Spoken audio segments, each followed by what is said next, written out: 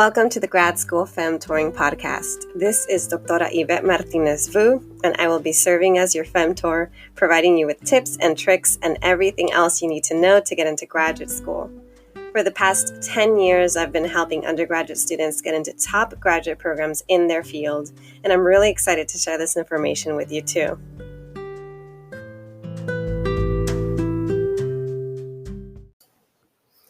Hi everyone, today I am going to be talking about fellowships.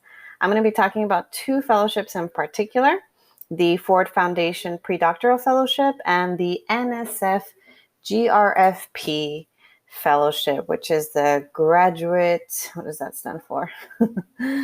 Graduate Fellowship, oh my gosh, GRFP. Graduate Research Fellowship Program. Yes, that's what that stands for. So I'm going to be talking about those two fellowships, what they are, why you should apply, who actually is eligible to apply, and some tips for how to approach the application process.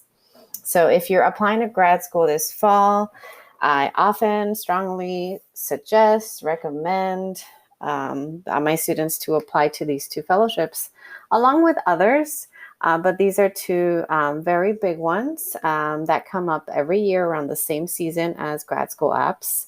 They're due in October and December, usually each year. And they're great because they're external sources of funding for grad school. And if you come into graduate school with these external sources of funding, it allows you to leverage your funding opportunities. It puts you in a position of power. It makes you much more competitive. It gives you more options to decide how you're going to navigate each year of graduate school with regard to like TA-ships and research assistantships and how much support, how much time you'll have to just be working on your research. So we'll start with the Ford Foundation Predoctoral Fellowship. So through its fellowship programs, the Ford Foundation, this is like based on their website, they seek to increase the diversity of the nation's college and university faculties by increasing their ethnic and racial diversity to maximize the educational benefits of diversity and to increase the number of professors who can and will use diversity as a resource for enriching the education of all students. So as you can tell, this fellowship primarily focuses on diversity, on supporting diverse scholars or scholars who are going to support diversity in academia. The Ford Foundation does this through providing three types of fellowships. One of them is the predoctoral fellowship, another is a dissertation year fellowship, and the last one is the postdoctoral fellowship. In your case, you will be applying for the predoctoral fellowship, and that fellowship is awarded to individuals who, according to their language, have demonstrated superior academic achievement, are committed to a career in teaching and research at the college or university level, show promise of future achievement as scholars and teachers, and are well prepared to use diversity as a resource for enriching the education of all students. It's great because this fellowship will provide you with 3 years of support for completing a PhD. Please keep in mind that the Ford Fellowship does not provide support for master's degrees. And so it's something you want to consider because this is where it's different from the NSF GRFP. The NSF GRFP does allow you to use their funding for master's programs. The Ford Foundation Predoctoral Fellowship does not. All right, so who is actually eligible for the Ford Fellowship? And for that, you want to take a look at Ford Predoctoral Fellowship eligibility. So if you go to their website, you'll see they have a fact sheet. And on that fact sheet, it'll give you a list of bullets of who is eligible. So you do have to be a U.S. citizen or a permanent resident. You have to show, quote, evidence of academic achievement, evidence of being committed to teaching and research. You should be enrolled in a research-based institution. You should have at least 3 years of study to complete your PhD. But usually they're supporting folks who are in the early parts of graduate school. So once you are closer to graduating, you're applying to the dissertation year fellowship. So this is usually for first and second year PhD students who are applying. And of course, if you're a prospective PhD student going in to apply to grad school, you can also apply. And also, you cannot have already earned a doctorate degree to apply. So those are the eligibility requirements. There's no set, it doesn't explicitly say that you have to be underrepresented, although it's considered a positive factor for selection. So if you are a member in one of the following underrepresented groups, being Alaska Native, Black, African American, Mexican American, Chicanx, Native American, American Indians, Native Pacific Islander, Puerto Rican, that's the language that they use. It's considered a positive factor for selection, but not necessarily an eligibility requirement. So if you see yourself and say, I don't fit one of those, but you are still committed to supporting diversity in academia, then you likely still can apply. And then the other thing you'll want to take a look at are the eligible fields of study. This is very important to look at for both fellowships because they're very different in terms of what fields they support. The Ford Fellowship tends to be more broad in terms of the fields that they support. And so they have a list of programs that are on their website. And like, for instance, they have biology, ecology, education, engineering, history, philosophy, literature. Let's see, decline. Hopefully you didn't hear that, but I just got a phone call. Anyway, so they have philosophy, physical sciences, psychology, social cultural anthropology, sociology, and then within those there are subfields. So just double check, make sure that your field is in there. If it's not, you want to reach out to them because in some cases you can petition, at least for the Ford Fellowship, to see if your field fits another category. I remember when I applied, my PhD was in theater and performance studies. I am a former Ford Fellow, and I don't think that performance studies was one of the fields, or it wasn't clear that my degree was exactly the same title as the fields that they were supporting. And so I contacted them and they told me, yes, you can apply within this field. And they clarified that for me. So when in doubt, ask them. All right, so if you're eligible, the deadline is usually in December. Let's see if I can find the deadline for you for this year. I'm going to go back to their main website. Predoctoral application instructions, deadline December 17th, 2020. So see, you have plenty of time to apply if you're serious about it. And what do they ask for this application? They ask for a personal statement. That's typically 2 pages. They ask for a statement of previous research. That's typically 3 pages. These are double-spaced. They ask for a proposed plan of grad study, and that's 2 pages. And then they ask for 3 letters of rec and transcripts. So this is not too bad because if you think about it, a lot of these materials you will already have drafts of based on your grad apps. I mean, most graduate applications are going to ask you for a personal statement. The statement of previous research and the proposed plan of graduate study, those are materials that you can pull from your statement of purpose for grad school. And so, it's not going to be too different, except for you're going to want to tailor it and make sure that you address the bullets of the prompts. So that you emphasize, diversity, you emphasize your commitment to teaching and research. but you'll have something to work off of. You're not going to be starting from scratch. And then the 3 reference letters will be the same recommenders that are writing you letters for grad school. You need 3 recommenders for grad school. So the same 3 will be more than happy to write you letters for these fellowships. It's really just another letter. They're already going to write 8 to 12 letters for you anyway, and they're going to be using the same template. So it's not going to be a big deal for them to add a few more. And then transcripts, like I said, you're going to be sending transcripts for grad apps. Might as well send transcripts for the Ford Fellowship. All right, so that's the Ford Fellowship. Now I'm going to move on to the NSF GRFP, Graduate Research Fellowship Program. I couldn't remember it earlier. All right, so what is the NSF? The NSF is an independent federal agency that, according to their website, was created by Congress in 1950 to promote the progress of science, to advance the national health, prosperity, and welfare, and to secure national defense. And then they go on and on.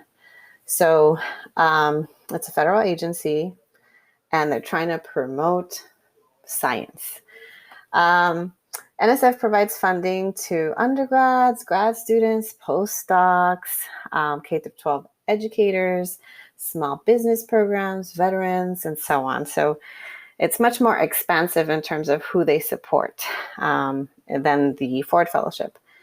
And in your case, you will be eligible as a prospective graduate student to apply for the GRFP, Graduate Research Fellowship Program. What is the GRFP? The GRFP program provides fellowships to individuals who, quote, are early in their graduate careers based on their demonstrated potential for significant research achievements in science, technology, engineering, or mathematics, or in STEM education. Like the Ford Predoc, they provide 3 years of support. And in their case, they do provide support for research-based master's programs, not just PhD programs.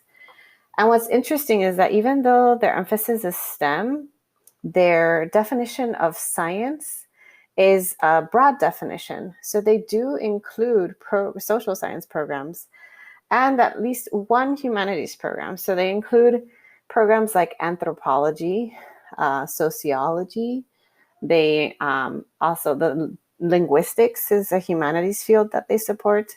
And so that's why I say don't say, oh, I'm in X field, I'm not doing hard science research, I shouldn't apply for an NSF fellowship. Actually, you should check to see what fields are supported, and you'd be surprised your field might be supported. Unfortunately, in my case, PhD in theater, it was not a field that was supported. Literature, I don't think, is a field that's supported. That's why I applied to the Ford instead. But they do support a wide range of fields. So when in doubt, double check their website. All right, so let's see. I'm going to see if I can find some eligibility information for you. And I believe their eligibility requirements are pretty similar to the Ford, with the exception that they're not really prioritizing diversity. They're prioritizing science and the progress of science. All right, so applicants, am I eligible? So to be eligible for the GRFP, you need to be, again, U.S. citizen or permanent resident. You need to be pursuing either a master's or PhD in a GRFP supported field. So check what disciplines are allowed. Be at an early stage in your graduate career. So again, first year or 2 of grad school, you don't want to be finishing up your dissertation when you're applying for this. For that, you'll be applying to different types of fellowships. It says here, have completed no more than 1 academic year or full-time graduate study. No more than 1 academic year of full-time graduate study. So you want to apply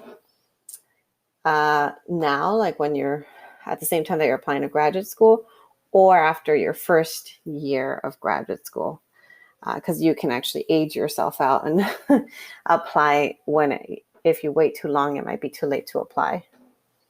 It also says that grad students are limited to only one application submitted either in the first year or in the second year of graduate school. So if you're already a graduate student, you can only apply once.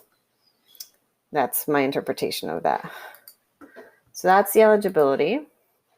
And now in terms of deadlines, the deadlines actually vary for the GRFP. It depends on the discipline. So their deadlines range from October 19th to October 30th this year. Actually, no, October 19th through the 22nd. Reference letters are due October 30th. And it just depends. So October 19th for life sciences, October 20th for engineering, psych, social sciences, October 22nd for chemistry, math, physics, and astronomy. So you'll want to check to see which deadline applies to you. All right, and what does the NSF GRFP ask for? What are the application materials?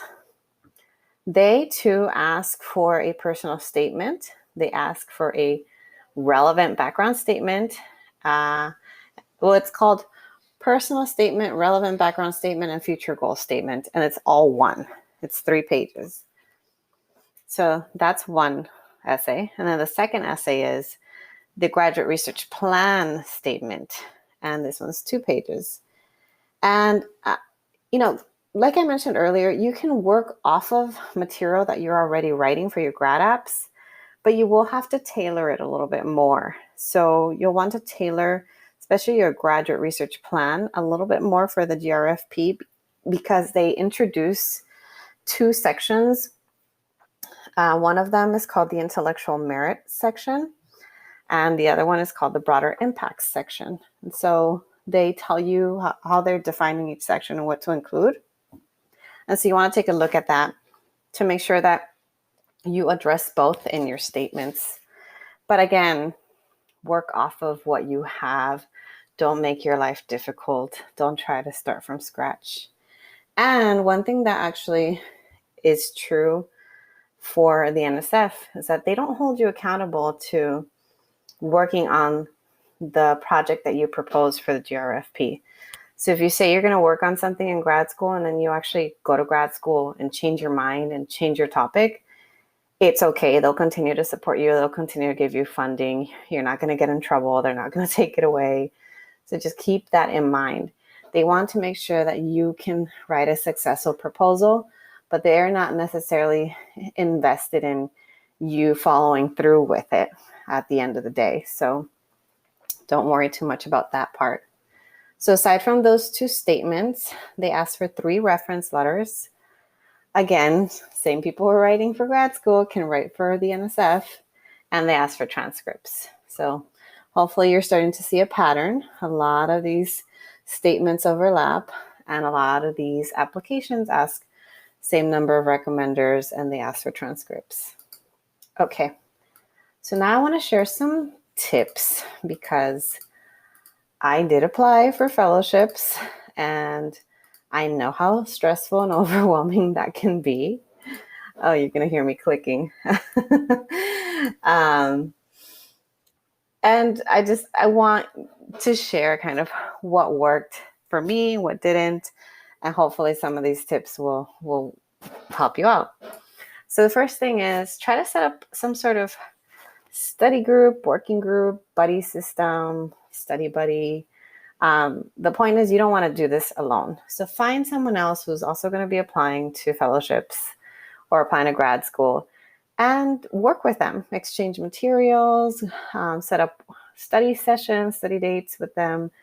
And you can do this all, it's fine. You can do it over Zoom. You can do it over Google, a Google document where each of you is, in the chat, checking in on each other every half hour to see, what progress you've been making.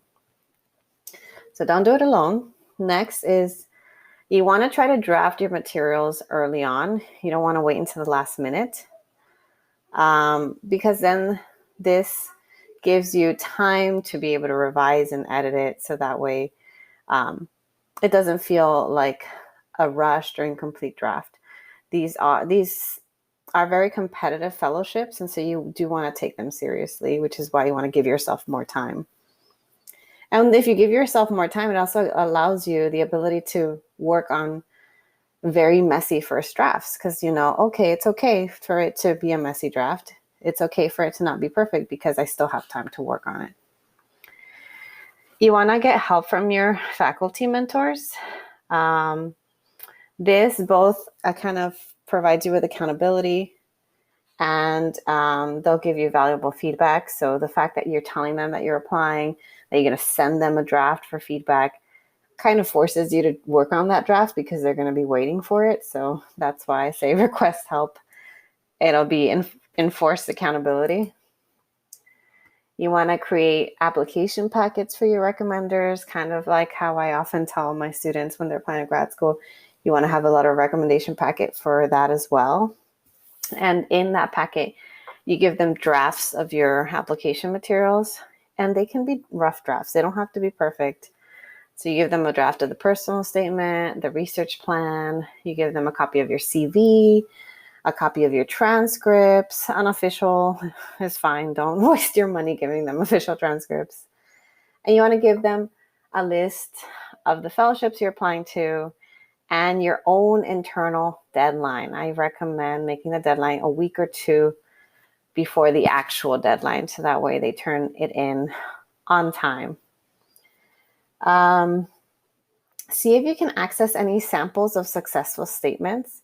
You can do that by reaching out to people who have been awarded this fellowship and asking them if they feel comfortable sharing materials or if they'd like to share advice on how to apply. Because a good way to learn how to draft a strong app is by looking at a successful one. Also, you want to find role models. Is there someone in your discipline, in your department, in your program, in your extended network who received this fellowship? And if so, maybe reach out to them for advice. Make sure that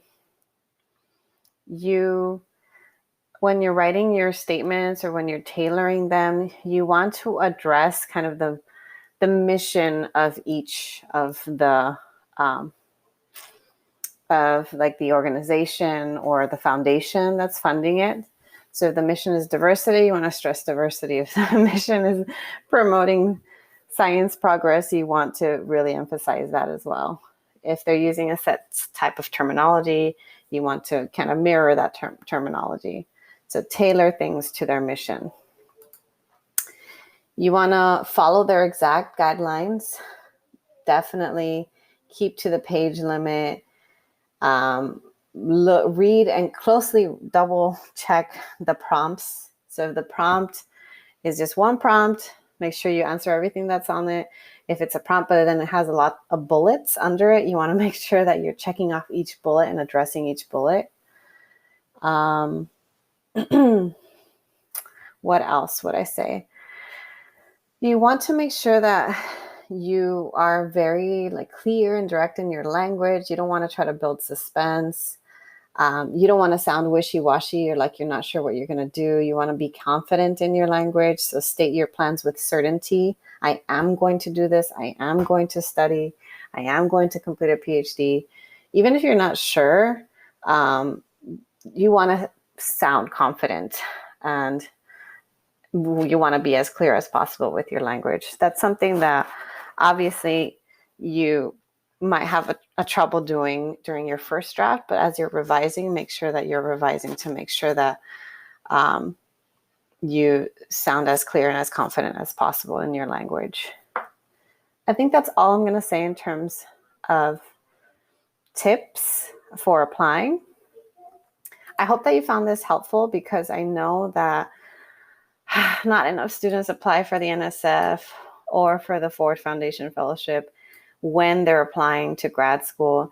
And it's one of the things that every year I hear from alumni, like, if there was one thing you wish you could do, when you were applying to grad school, what would that be? And time again, they say, I wish I would have applied to external sources of funding.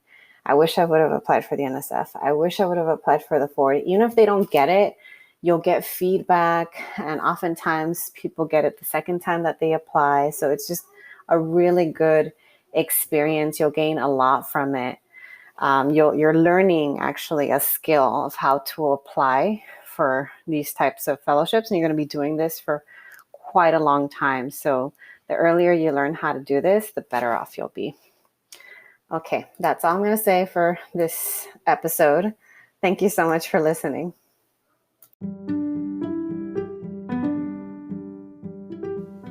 Thanks so much for joining me in the Grad School Femtoring Podcast. If you liked what you heard, please rate this podcast on iTunes, Spotify, or anywhere you tune in. You can also support the podcast by donating to my Patreon page, Anchor page, or Venmo account, which is at Grad School Femtoring. If you have questions or episode topics, you can contact me by sending me a DM on Instagram, sending me an email to gradschoolfemtoring@gmail.com, sending me a voice message on Anchor, or sending me a message via my personal website at YvetteMartinezvu.com. Until next time.